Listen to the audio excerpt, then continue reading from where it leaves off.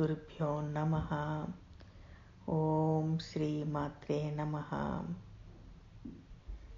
We continue with the experiences of the celestial beings, the Devas and Devi. After the last talk,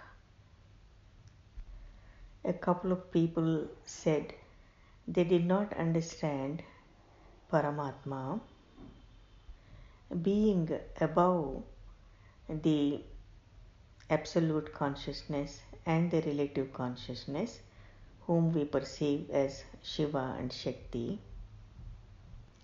and governing these two fields, the field of absolute pure consciousness and the field of the relativity, which is the Prakriti or the nature. So I will make an attempt to convey it in an easy way, and the words I am speaking is based on my own experience and the self-revelation. I will simply relate it like a story in very simple words, and you can get the Shastra Pramana, and maybe somebody in this audience can provide the Shastra Pramana. So in the beginning, all that there was this Paramatma, the transcendental, eternal, pure consciousness, the one without the name and the form, and the one without the seed, the Nirbija, and he was the Advaita, non-dual, and Advitiyam, one without the second. That means pure homogeneous consciousness. So here there was no personification. Now the desire of this Paramatma to have or to start creation began with the personification of himself, that is the Paramashiva personified himself as Shiva again. So this Shiva is also absolute pure consciousness beyond the three gunas, but he had the inherent Shakti within him, which is his Prakriti and which is his creating bija or the seed. So this Adishakti is also in the dormant form here.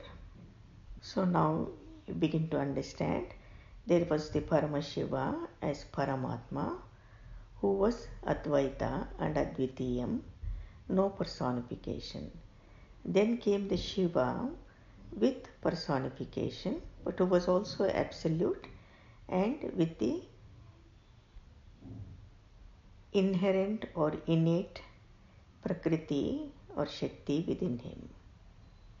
So when it was time to create, then this Parashakti, the Transcendental Shakti, manifested as the eightfold Prakriti and the three gunas.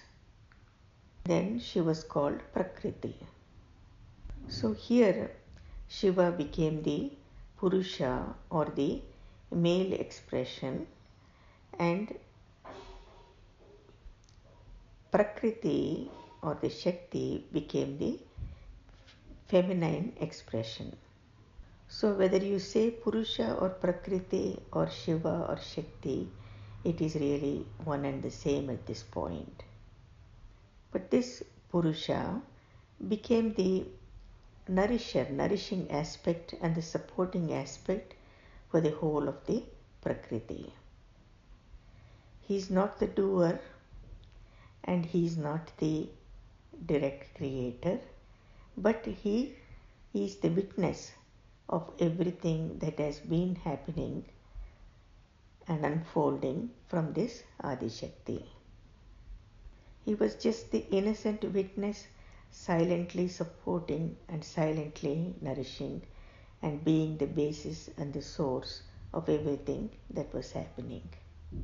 Now Adishakti also became the three in one, as the creator, initial creator, the creation and the process of creating. And this is referred to as the Rishi, Devata and Chandas, the totality of which is the Samhita.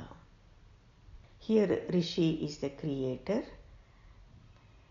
the Devata is the process of creating, and the creation itself is Chandas. So here Devi became the organizer, the actor, the experiencer, and in the same way, in this Rishi Devata Chandas, she is also something which is experienced, something which is organized, something that is where there is action, and there is the process as the Devata value. And so the Purusha or Shiva remained as just the pure witness and that pure absolute consciousness and never changing phenomena. Now Adishakti as the Prakriti became the ever changing phenomena, continuously changing, and became the duality and the multiplicity and the diversity in the whole of the creation. So from her creation came the very many different strata, and in this the highest strata are what we call Bhagavan and Bhagavati. The Bhagavan is, as we refer to as a trinity, Bhagavan, Vishnu, Brahma, and Bhagavan Maheshwara, which is Shiva himself. And then as Bhagavati, it was many manifestations of Devi. Then came the lower strata of the different layers of these Devatas. Now all these Bhagavans and Bhagavati, they all had their own lokas where they would be present along with their whole retinue of beings pertaining to that loka under this Bhagavan. Then the Devatas had their own lokas, the Devaloka, and then there were other lokas. Now Devi, having created with the support of Shiva, then became the sovereign empress, whom we refer to as Lalitama, and then all of the rest became the cosmic administration with the cosmic natural laws, cosmic constitution, maintaining this perfect orderliness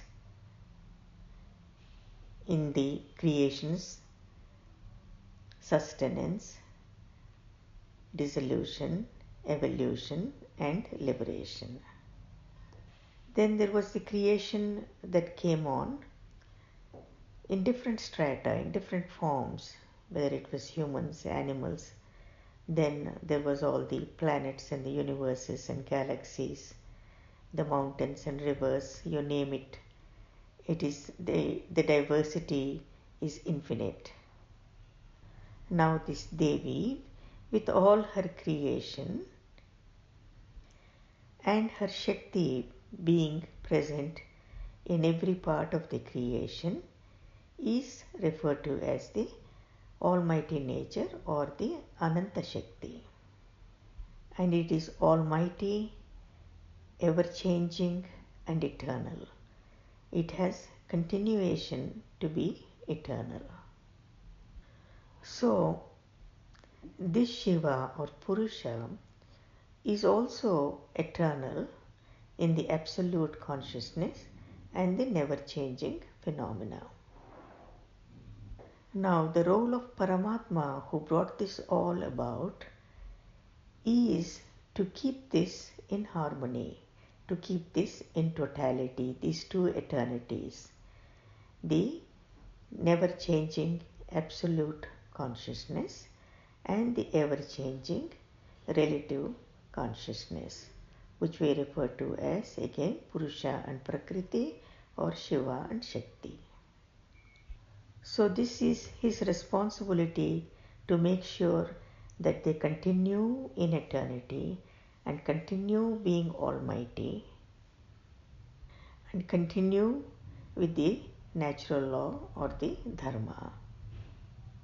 Now the different strata of creation that came forth through Brahma or through anyone, here the instrumentality is again Adishakti alone.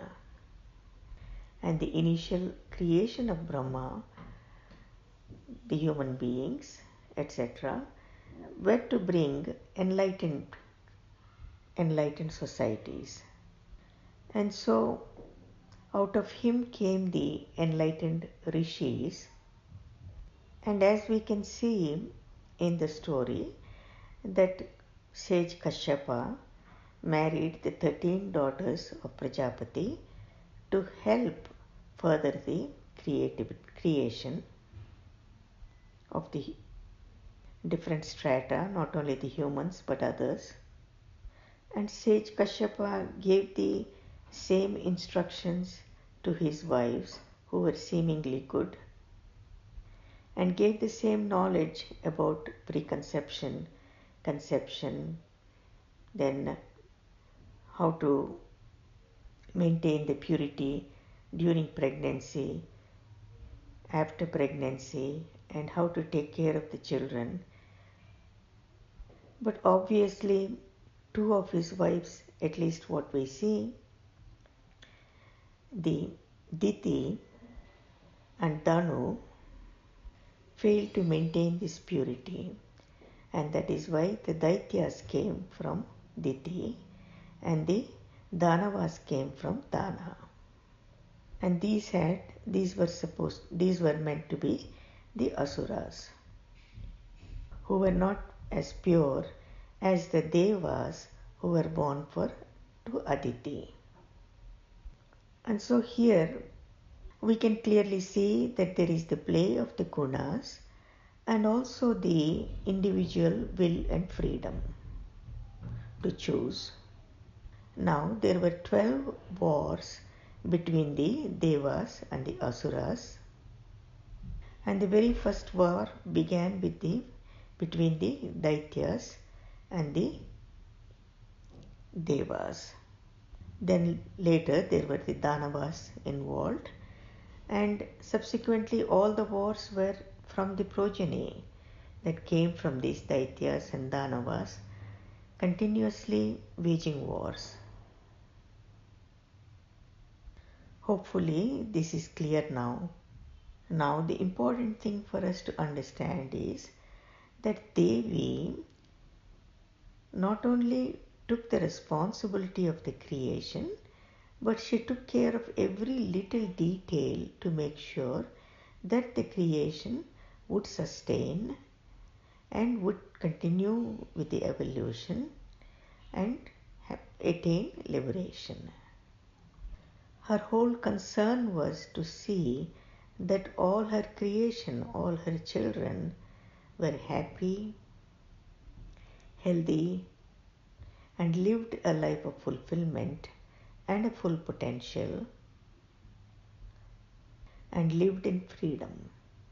Now let me add another couple of sentences here.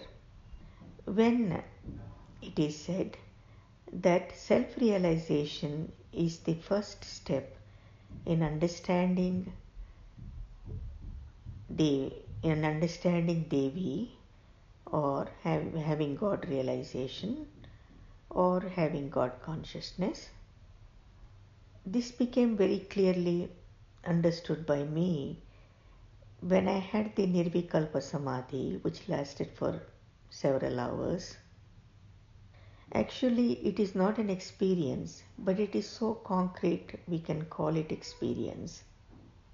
And what was experienced is this infinite, all-pervading, homogeneous, which seemed unbounded, no boundaries anywhere, and which seemed full, so full, and which seemed so blissful. It is then later on, much time later, I realized that this is the Paramatma. This is the experience of the Paramatma, the Advitiyam, one without the second. And this is Nirbija. There was no seed. It was Nirvikalpa. It is all absolute pure consciousness. And this is the Paramatma. So Paramatma revealed himself to you as yourself. And the revelation is to say that this is where you came from, Paramatma, and you need to be that Paramatma again, to be in liberation.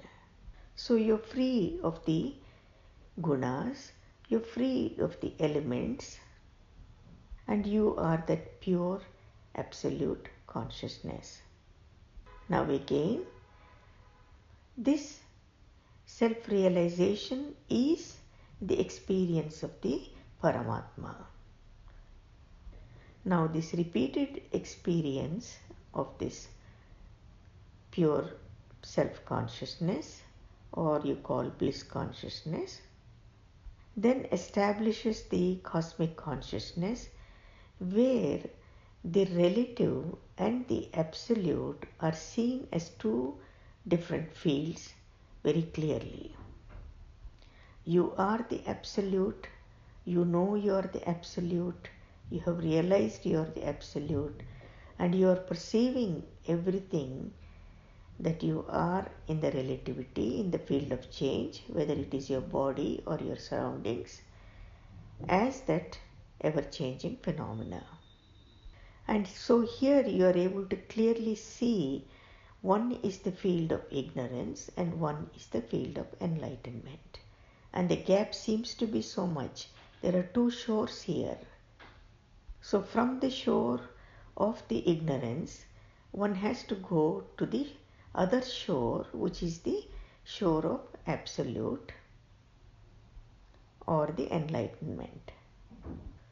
Again, you are going from the known to the unknown. Now with the repeated experience of this absolute pure consciousness in samadhis, then the grace comes where this absolute pure consciousness starts being infused into the relativity. It is like the grace of Devi taking the divinity into this relative consciousness and raising this humanity to the level of divinity. Then these two shores start coming closer and closer. The two shores, the field of ignorance or the relativity, and then the field of the absolute, which is enlightenment, they start coming closer and closer together. More and more infusion of this divinity, more and more pervading of this divinity. The two shores come almost together, and then the human becomes divine. Now this is not the end of the story, because the human also has to become Brahman. So I will stop here because we will look into this as we go along in the Gita. Let me touch a little bit today on the grace of Devi and God, which is all pervading.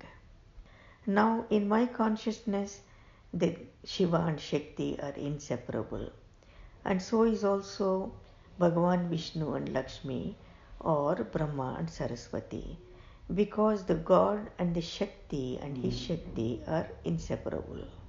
So this dawned on me about 30 years ago, and that is when I could not do the puja alone for Shiva or Devi or Narayana or Lakshmi.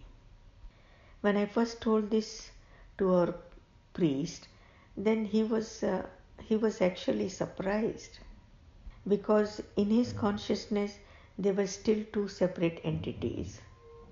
So here when I say grace of God, then please understand it is grace of Devi and Shiva together. Now, this grace is all pervading. It's always been present. It's not that it has just come. And all that we have to do is to make use of it. It is already there. There is nothing new to come. So the grace of God or the blessing of Bhagavan doesn't come from anywhere.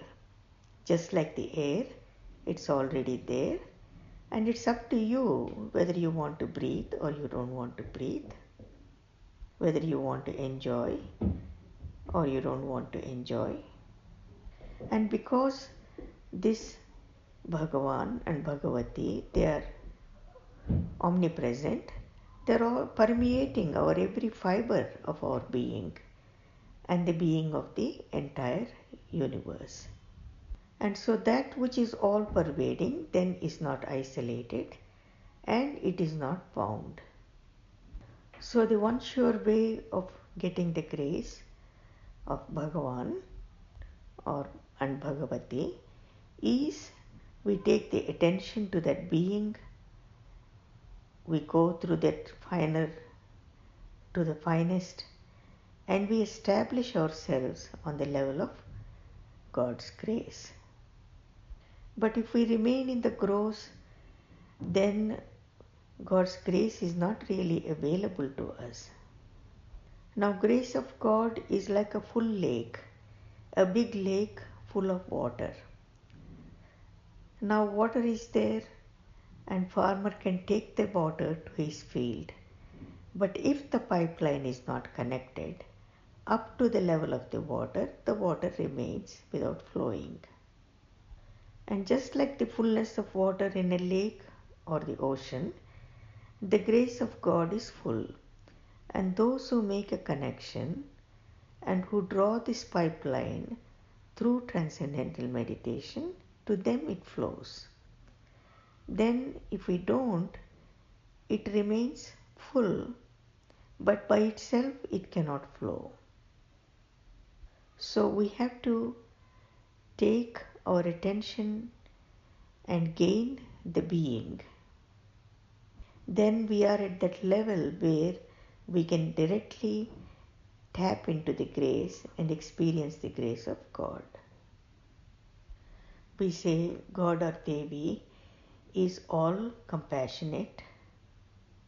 He is all ready to give the grace and whatever is needed. He has made it available so that even before our need arises, there is a need for us. So from his side or her side, it is available. But it's just a matter of owning the grace of God. All we have to do is to get rid of our hesitations and our doubts and concerns, and we place ourselves at that level of being and receive the full grace. Now Devi has created us so that we don't have to struggle and strain and do much, and we enjoy life and her grace. So here it is easy to put an end to suffering and sorrows that used to cling to our mind and body before, and it is easy to be freer and have a better life just by devoting a few minutes to draw the pipeline from the gross to the transcendent. Again, drawing a pipeline from the outer gross through the subtle to the transcendental state of being, which is the hidden level of the grace of God, is enough to get the grace. In order to understand this Almighty and the grace of the Almighty, we have to experience it at every level, because God is all that there is. And since this creation is on such a diverse level, then no level of experience is exclusive of God. And every level of experience in this strata of creation should be feasible. So for the devotee, it is the greatest joy to be able to experience the Creator and to understand this Creator. And in order to understand this Creator and creation, then one has to have some knowledge of these different levels or different strata of creation. So in this creation there are two strata or two aspects, the relative and the absolute. And the absolute phases of life, the absolute phase of creation is seen. Then there are different levels of the relative existence.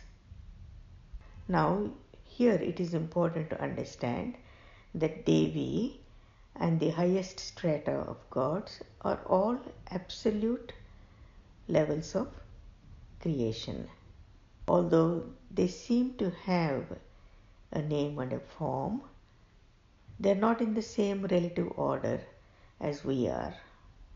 Devi is pure absolute consciousness, and all of this creation is within her, and she sees all of this creation in that relativity, ever-changing phenomenon, and she remaining the absolute pure consciousness. When one rises to the Brahmi Chetana, one would be able to understand this very clearly, because you also are that. You are the self of all, and all that is created, all the gods and all the worlds are within the self of who you are. So this absolute field of life, which is permeating and pervading all, is the field of God. And this absolute being is said to be the abode of God. Now, in the relative field of life, we experience through the senses. So the eyes, the ears, and all the five senses are engaged in experiencing the relative field of life. So in meditation, when you lose the mantra and transcend, then you experience these different strata until you experience the absolute being. And finally, I want to say that because of the Paramatma, the ultimate Almighty, the world is as it is, the world was as it was, and the world will be what it will be under this influence of Paramatma, who is the presiding deity of the absolute and the relative, both fields of life. And this Paramatma is said to be someone mysterious. But then I want to say, he is the first one who you experience when you have the experience of the transcendental pure consciousness, which is also termed as the self-realization or self-revelation. Next, I will speak a little bit more about the prayers, faith, devotion, and how we can intelligently use these to always have this connection with Devi and continue to have her grace for a fulfilled life and liberation. Jai Gurudev, Loka Samasta Sukhino Bhavantu.